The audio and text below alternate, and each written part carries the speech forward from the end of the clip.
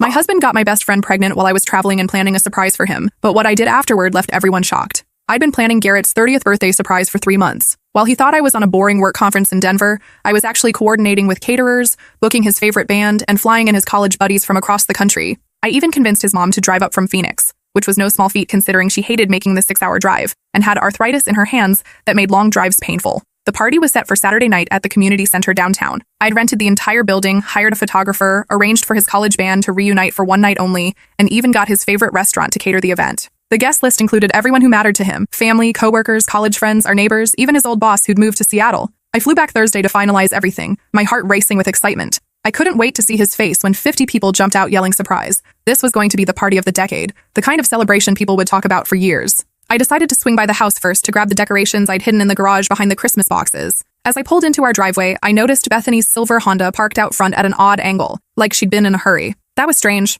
My best friend since high school knew I was supposed to be out of town until Friday. We'd texted just that morning about how exhausted I was from the conference session. I walked through the front door, setting my suitcase down quietly in the entryway. The house felt different somehow, charged with an energy I couldn't identify. I heard voices upstairs, laughing, then other sounds that made my stomach drop to my feet and my hands start shaking. I crept up the stairs, each step feeling like it weighed 1,000 pounds. My heart was pounding so loud I was sure they could hear it. Our bedroom door was cracked open just enough for me to see inside. Through that narrow gap, I saw them, Garrett and Bethany, in our bed. The king-size bed I'd picked out after months of shopping and saving. The Egyptian cotton sheets I'd bought for our 5th wedding anniversary because they were supposed to represent a fresh start for us. But that wasn't the worst part. Not even close. Bethany's hand was resting protectively on her stomach, and she was whispering something about doctor appointments and due dates, and how she was already showing at 12 weeks. She was pregnant. With his baby. The baby I'd been trying to give him for 2 years of scheduled intimacy and fertility tracking and disappointment. I stood there frozen in the hallway, listening to them plan their future. They talked about how they'd tell me after my trip, how they'd been trying to figure this out for months, how they'd practiced the conversation, how sorry they were that it had happened, but how they couldn't help falling in love, how they'd started as friends confiding in each other about their problems,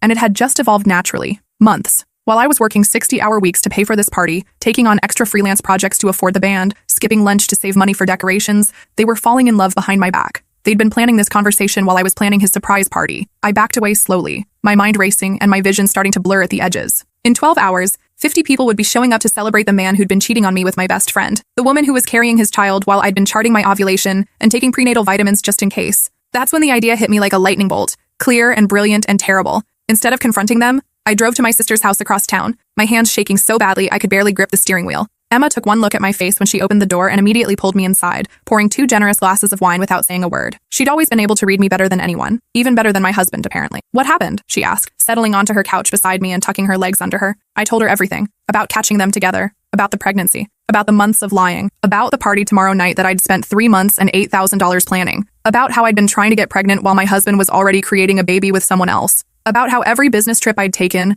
every late night at the office had been an opportunity for them to be together in my house, in my bed. By the time I finished, Emma was staring at me in complete disbelief, her wine glass forgotten in her hand. "So what are you going to do?" she asked quietly, and I could hear the concern in her voice. I smiled for the first time in hours. It wasn't a happy smile. It was the kind of smile that meant someone was about to get exactly what they deserved. "I'm going to give him the surprise of his life," I said, and Emma's eyes widened. "You're not going to do anything crazy, are you?" she asked, but I could see a spark of something in her expression that looked almost like approval. "Define crazy," I replied. The next morning, I woke up with perfect clarity about what needed to happen. I called everyone on the guest list, but instead of canceling, I changed the narrative completely. "I have some unexpected news to share at the party," I told each person, keeping my voice light and excited. "Something that will change everything. Please still come. You won't want to miss this. It's going to be a night to remember." Most people assumed I was pregnant. His mom even asked if she should bring her camera for a special announcement. I just laughed and told her to definitely bring the camera. I spent Friday gathering evidence like I was preparing for the trial of the century. Phone records showing hundreds of calls between Garrett and Bethany while I was traveling for work, often lasting hours. Hotel receipts from nights they'd spent together when I was supposedly working late at the office. Credit card statements showing romantic dinners I'd never been to, jewelry purchases from Tiffany that I'd never received, flowers sent to addresses that weren't our house. I also found their entire text conversation history on our shared cloud backup. Messages about how guilty they felt but how they couldn't stay away from each other. Photos they'd taken together in our house, in our bed, wearing clothes I'd bought them for Christmas. Screenshots of apartment listings they'd been looking at together. Even a sonogram photo she'd sent him with a heart emoji. The security footage from our neighbor, Mrs. Peterson, was the final piece. She'd always been suspicious of strangers and had cameras covering every angle of the street. She was more than happy to share the footage when I explained I was concerned about potential break-ins during my business trips. The timestamps showed Bethany entering our house dozens of times while I was away, sometimes staying overnight. I called my lawyer Friday afternoon. Margaret had handled my business contracts for years and knew me well enough to not ask too many questions when I requested immediate divorce papers. The grounds are adultery and financial misconduct, I told her, forwarding all the evidence. I want this filed first thing Monday morning. Are you sure you want to proceed this quickly? She asked. Sometimes couples counseling can help work through infidelity. There's no working through this, I replied. He got her pregnant. They've been planning a life together while spending my money to fund it.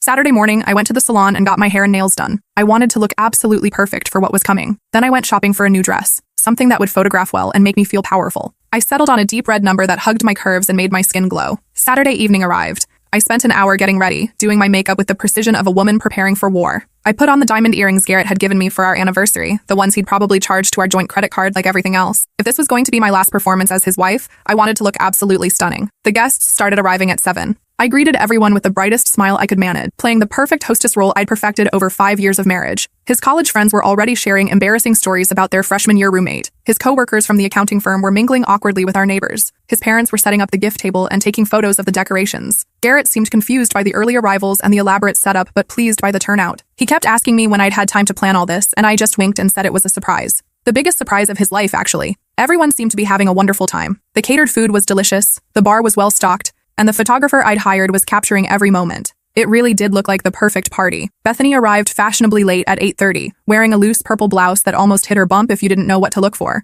But I knew. I'd been studying pregnancy websites for 2 years. She hugged me tightly, her perfume the same vanilla scent she'd worn since high school, and whispered how sorry she was that I'd had to cut my work trip short for a family emergency. Family emergency, I said, squeezing her back just a little too tight. But everything worked out perfectly. Sometimes the best surprises come when you least expect them. She pulled back and looked at me strangely, like she was trying to read something in my expression, but I just smiled and offered to get her a drink. Something non-alcoholic, of course. By 9 o'clock, everyone had arrived. The community center was packed with people laughing and celebrating. Garrett's mom was taking pictures of everything with her new digital camera. His dad was holding court by the bar, telling war stories to anyone who'd listen. His college band had set up their equipment and were tuning their instruments for a reunion performance. It really was the perfect party. Everything I'd dreamed it would be. That's when I called for everyone's attention. Thank you all for coming, I announced, holding up my champagne glass and tapping it with a fork until the room fell silent. As you know, tonight is Garrett's 30th birthday. We've been together for 7 years, married for 5, and I thought it was time to share some special memories with all of you. I gestured to the large projector screen I'd set up at the front of the room, the same kind they used for corporate presentations. I've put together a little video montage of our relationship, a celebration of our journey together, and some very exciting news about our future. Garrett beamed,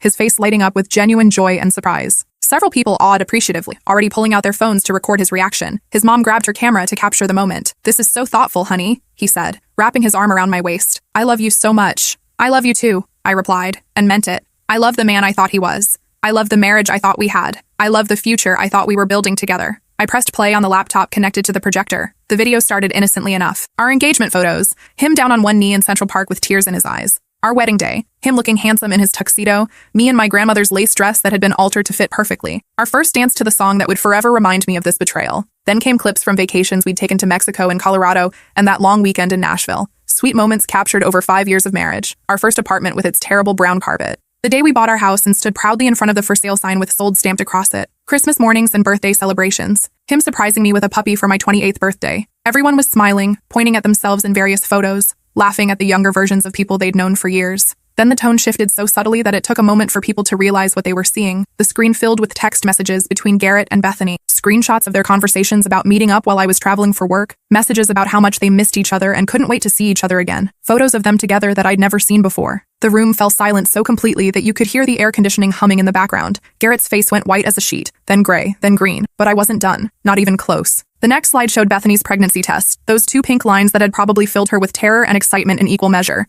Then came their text exchange about the baby, about how they'd tell me, about how scared they were, but how happy they were too. Then came the hotel receipts, the Marriott downtown, the same hotel where we'd spent our wedding night 5 years earlier, the Hilton by the airport, the bed and breakfast in the mountains where I'd always wanted to go, but we'd never been able to afford, credit card statements for jewelry from Tiffany that I'd never received, a tennis bracelet that cost more than our mortgage payment, earrings that matched the ones I was wearing, except mine were probably fake, restaurant bills for romantic dinners at places I'd always wanted to try but never had. Gasps echoed around the room like a wave. Garrett's mom dropped her camera, the sound of plastic hitting concrete echoing through the stunned silence. His dad's beer bottle slipped from his fingers and shattered on the floor. "Surprise," I said cheerfully into the microphone I'd borrowed from the community center's sound system. "It turns out my husband and my best friend have been having an affair for the past 10 months. Oh, and she's pregnant with his baby. The baby I've been trying to give him for 2 years." Chaos erupted like someone had thrown a match into gasoline. People started talking all at once, their voices rising in shock and disbelief. Some moved toward the door, grabbing their coats and purses. Others stared at the screen, then at Garrett, then at Bethany, trying to process what they were seeing. His college roommate turned to stare at Garrett with his mouth hanging open. "Dude,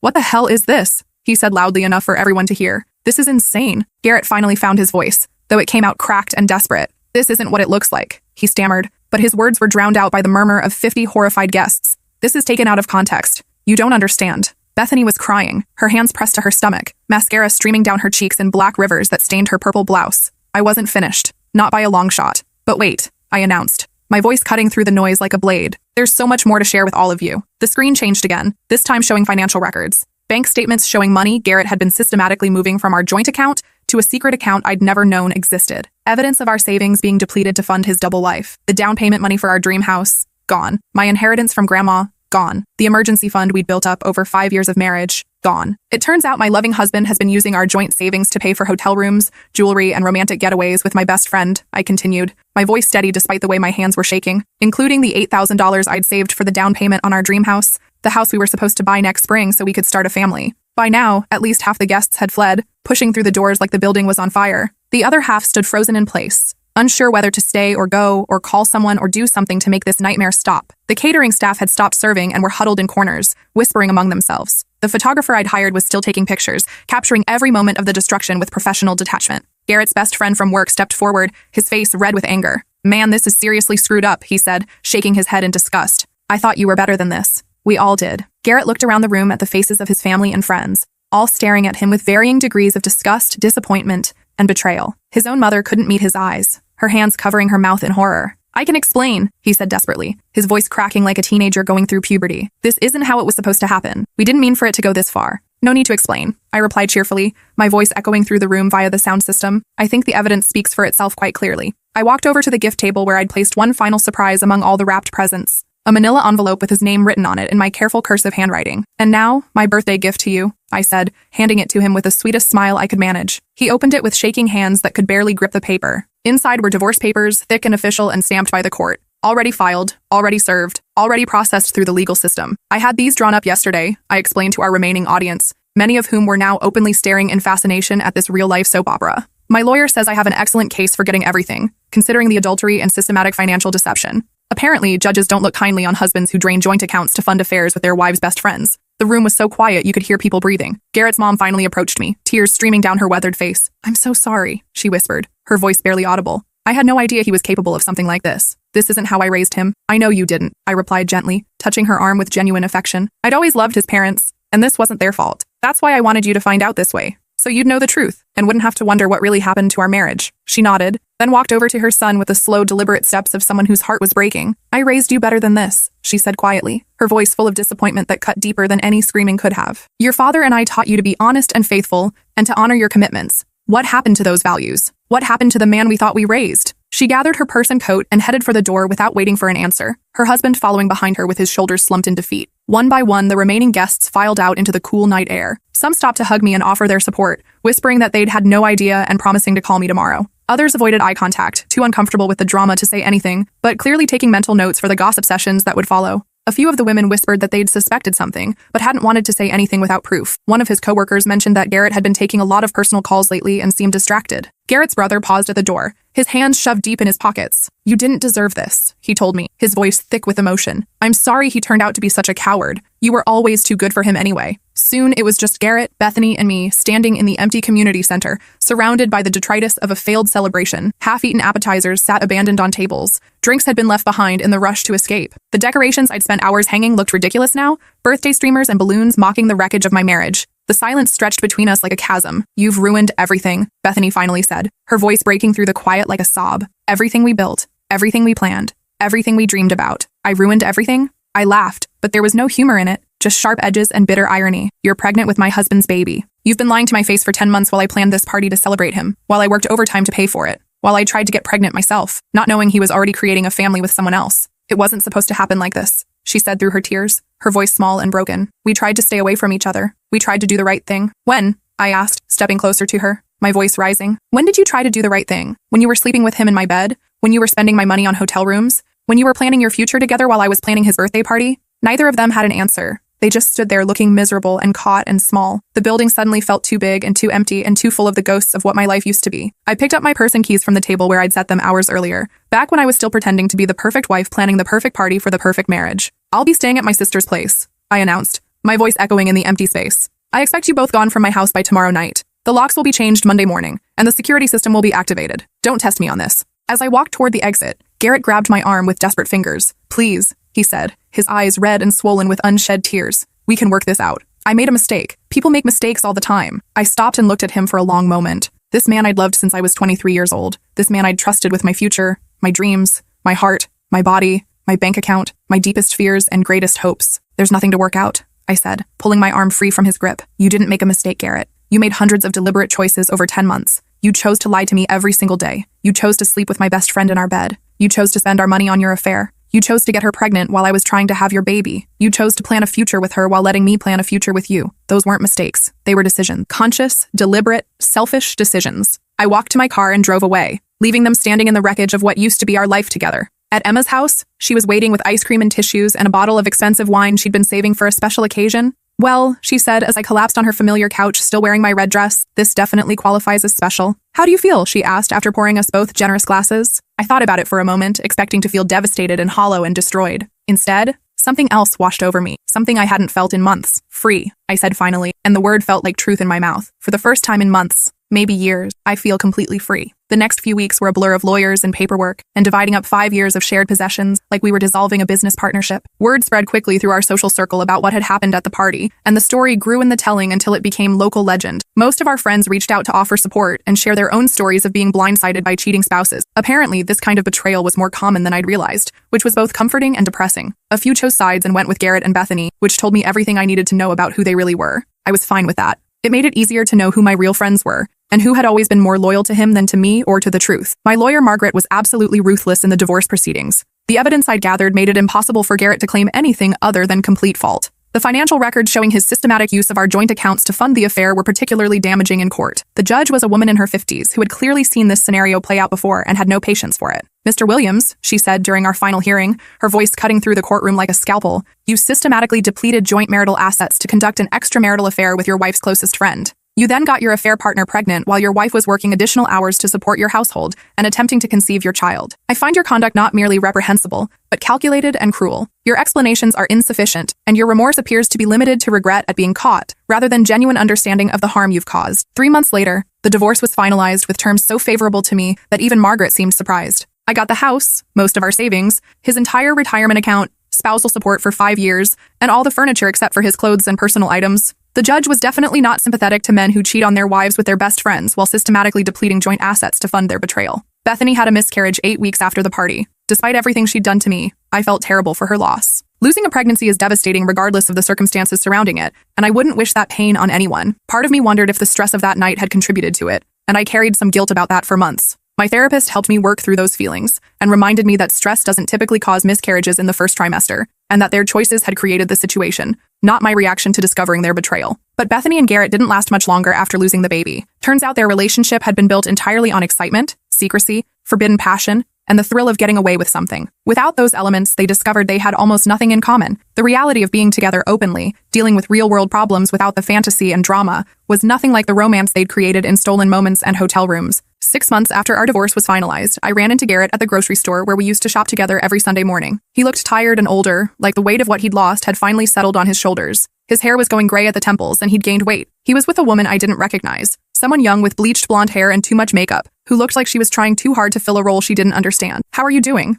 He asked awkwardly, shifting his weight from foot to foot like a guilty child caught in a lie. Really well, actually, I replied honestly, and I meant it. I'm seeing someone new, someone who doesn't lie to me about working late or business trips, someone who doesn't have secret bank accounts or hidden phone bills or mysterious female friends. He nodded, looking uncomfortable while his new girlfriend examined the produce with obvious discomfort, pretending not to listen but clearly taking in every word. I'm sorry, he said quietly, his voice barely audible over the grocery store's Muzak version of a song that used to mean something to us. For everything. I know that doesn't fix anything, but I needed to say it. I've been wanting to call you for months. I know you are, I replied, and I could see that he meant it, that the regret was real and deep and permanent. But sorry doesn't change what happened. Sorry doesn't give me back the 10 months you spent lying to my face. Sorry doesn't restore the trust you destroyed or the friendship you helped ruin or the marriage you threw away. As I walked away with my groceries, I felt the last weight lift from my shoulders, the final chain break that had been binding me to anger and hurt and the need for his validation or remorse. A year later, I threw myself another party. This time it was to celebrate my promotion at work and my new relationship with David, a divorced father of two I'd met through a mutual friend at a book club. He'd been through his own devastating betrayal when his ex-wife left him for his business partner, so he understood the importance of complete honesty and open communication and the fragility of trust. As I looked around at my friends and family, all genuinely happy and celebrating with me in Emma's backyard, I thought about that awful night when I discovered Garrett's betrayal and decided to expose it publicly. I'd lost a husband and a best friend, but I'd gained something far more valuable, the knowledge that I was stronger than I'd ever imagined, that I deserved better than people who would lie to my face while plotting behind my back, and that sometimes the worst betrayal leads to the most important revelation about your own worth and resilience. The party that night had been about revenge, yes, but it had also been about truth and justice and refusing to be a victim, about taking control of my own narrative instead of letting them write the story of my humiliation in private, about choosing transparency over comfortable lies. 2 years later, David and I got engaged in the same community center where I'd exposed Garrett's affair. It seemed fitting somehow, reclaiming that space and those memories. When people ask how we met, I tell them it's a long story about learning to trust again after betrayal and finding someone worthy of that trust. Some people deserve the whole truth, and others just get the summary. But I always end with the same lesson. Sometimes the worst surprise leads to the best new beginning, and sometimes you have to tear down everything false to build something real.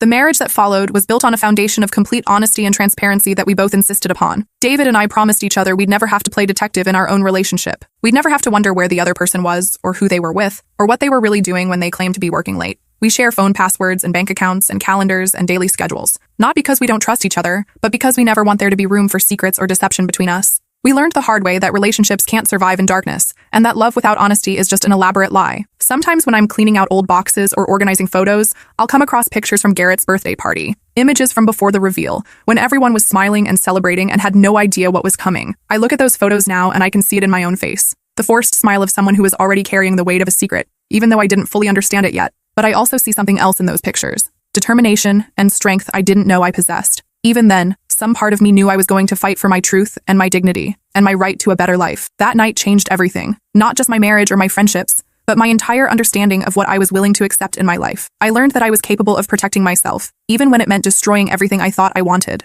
I learned that sometimes the most loving thing you can do for yourself is to refuse to accept less than you deserve. The story has become something of a legend in our social circle and beyond. People still talk about the birthday party where everything fell apart and came together at the same time. Some people think I went too far, that I should have handled it privately, that public humiliation was unnecessarily cruel. Others think Garrett and Bethany got exactly what they deserved, that cheaters forfeit the right to privacy about their deception, that sunshine is the best disinfectant for lies and betrayal. I think the truth is probably somewhere in between, but I also think that when someone betrays you that completely, that systematically, for that long, they forfeit the right to control how their deception is revealed. They chose to lie to me for 10 months. I chose to tell the truth for 10 minutes. And I've never regretted that choice for a single day of my life since. The years that followed brought a kind of peace I hadn't known was possible. David and I built something real together, something that didn't require constant vigilance or fear. Our wedding was small and intimate, held in Emma's garden with only the people who had supported us through our worst moments. But the story of Garrett's birthday party took on a life of its own. It spread beyond our social circle, shared in online forums and support groups for people dealing with infidelity. I started getting messages from strangers who had seen their own situations reflected in mine. One woman wrote to tell me she'd found out about her husband's affair the same way, walking in on them, but had kept it secret for months, trying to work it out privately while slowly dying inside. Reading about my party had given her the courage to demand the truth she deserved. Another message came from a man whose wife had been cheating with his brother. He'd been planning to confront them quietly, to try to save face for the family, but he realized that their comfort didn't matter more than his truth. These messages made me understand something I hadn't expected. My story had become bigger than just my revenge or my healing. It had become a reminder that sometimes the most radical thing you can do is refuse to protect other people from the consequences of their own choices. 3 years after the divorce, I got a call that surprised me. It was Garrett's mom, Ruth. "I hope you don't mind me calling," she said, her voice uncertain. "I got your number from Emma." I was quiet for a moment, then told her I was glad to hear from her. "I wanted you to know that Dad and I have been thinking about you," she continued. "We see you sometimes around town with your new husband, and you look happy, really happy." "I am happy," I told her honestly. "We never got to properly apologize," she said, "for what our son did to you, for the years we lost with you. You were the daughter we always wanted, and he threw that away along with everything else." Her voice broke a little. "You didn't do anything wrong," I said gently. "You raised him with good values. What he did with those values was his choice. We want you to know that we never approved of what he did. We told him so. We told him he was a fool and a coward, and that he'd lost the best thing that ever happened to him." I was surprised to feel tears in my eyes. "How is he now?" I asked, not sure why I wanted to know. "Lonely," she said simply. "He's had a few relationships since Bethany, but nothing serious. I think he knows he'll never find what he had with you. He asks about you sometimes. We don't tell him much, but we tell him you're happy. We think that's what he needs to hear." After we hung up, I sat in my kitchen for a long time, thinking about forgiveness and consequences and the different ways people carry their regrets. David found me there when he got home from work. "Everything okay?" he asked, reading my expression immediately. I told him about the call, and he listened without judgment. Do you miss him sometimes? He asked, and I loved him for being secure enough to ask that question. I miss who I thought he was, I said. I miss the marriage I thought we had, but I don't miss the reality of what it actually was. 5 years after that night at the community center, I ran into Bethany at a coffee shop downtown. She was alone, reading a book, and she looked older, tired. When she saw me, she seemed to consider leaving, but then she waved me over. I wasn't sure what to expect, but I sat down across from her anyway. I owe you an apology, she said without preamble. Not just for what I did, but for how long it took me to understand why what you did that night was necessary. I was quiet, letting her continue. I spent years being angry at you for humiliating us publicly, but I finally realized that we had humiliated you privately for months. We had made you the fool in your own life without giving you the information to make your own choices about it. She looked down at her hands. I lost myself in that relationship with Garrett. I became someone I didn't recognize, someone who could lie to her best friend's face while sleeping with her husband. I had to live with the consequences of that publicly, and maybe I needed to. Maybe we both did. I studied her face, looking for manipulation or self-pity, but I saw something different. Genuine remorse, growth, the kind that only comes from really sitting with the harm you've caused. I forgive you, I said, and meant it. Not because what you did was okay, but because holding on to anger was hurting me more than it was hurting you. We talked for another hour. She told me about the therapy she'd done, the work she'd put into understanding how she'd justified the affair to herself, how she'd convinced herself that my marriage must have been unhappy if Garrett was willing to stray, and how she'd finally realized that was just a story she'd told herself to avoid facing what she was really doing. When we parted ways, she hugged me. I'm glad you're happy, she said. You deserve to be happy. I am, I told her, and I hope you find your way to happiness too. That night, I told David about the encounter. How do you feel about seeing her? He asked. Surprisingly okay, I said. I think I'm finally at the point where their story is separate from mine. What they did shaped me, but it doesn't define me anymore. 10 years later, I was asked to speak at a workshop about recovering from infidelity. I almost said no. I'd built a new life and didn't want to be defined by that one terrible night forever. But then I thought about all the messages I'd received over the years, all the people who had found some piece of strength or clarity in my story. I stood in front of 50 people and told them about planning a surprise party and finding a different surprise instead. I told them about choosing truth over comfort, about refusing to protect other people from the consequences of their actions, about learning that sometimes love means letting go of someone who has chosen to let go of you. But mostly, I told them about what came after, about rebuilding, about learning to trust again, about finding someone who chose me every day and never made me wonder or doubt or search through phone records for proof of their faithfulness. In the question period afterward, a woman raised her hand. Do you ever regret how you handled it? She asked. Do you ever wish you'd done it differently? I thought about it for a moment. I regret that it was necessary, I said. I regret that my husband and best friend put me in a position where those were my choices. But no, I don't regret choosing truth. I don't regret refusing to make their betrayal my secret to keep. The audience was quiet for a moment. Sometimes people ask me if I went too far that night, if I was cruel, if I should have handled it privately, given them the dignity they hadn't given me, and maybe there's some truth to that. Maybe there was a part of me that wanted them to hurt the way I was hurting, but I also think there's something to be said for consequences that match actions. They chose to involve 50 people in the lie of my marriage by lying to them about who they were and what they were doing. I chose to involve 50 people in the truth. They had stolen months of my life by making me an unwitting actor in their deception. I gave them 10 minutes of honesty in return, and in the end, that honesty freed all of us to live more authentic lives, even if it was painful at the time. After the workshop, a young woman approached me. My husband has been cheating, she said quietly. I found out last week. I keep going back and forth between wanting to confront him and wanting to pretend I never found out. I looked at her. So young, probably younger than I'd been when I married Garrett. What does your gut tell you to do? I asked. She was quiet for a long moment. It tells me that I can't unknow what I know, she said finally, and that I can't build a real marriage on a foundation of lies, even if they're not my lies. Trust that instinct, I told her. Whatever you decide to do, make sure you're choosing what serves your long-term well-being, not just what's comfortable in the moment. As I drove home that night, I thought about the ripple effects of that one evening 10 years earlier. How many relationships it had ended, how many others it had potentially saved, how many people had been forced to reckon with their choices because I had refused to keep their secrets. I thought about Garrett, wherever he was, and hoped he had learned to be honest in his relationships. I thought about Bethany, and hoped she had found her way to a love that didn't require deception. Mostly I thought about the version of myself who had walked up those stairs that Thursday evening, planning a surprise party and finding a life-changing betrayal instead. I wished I could tell her that the pain she was about to experience would transform her into someone stronger, someone more authentic, someone who would never again accept less than she deserved. I wished I could tell her that love, real love, was waiting for her on the other side of that devastation. I wished I could tell her that sometimes the worst thing that happens to you becomes the catalyst for the best thing that happens to you. But mostly I was grateful that she had found the courage to choose truth over comfort, consequences over silence, her own dignity over everyone else's peace. That choice changed everything, and I have never, for a single day since, regretted making it.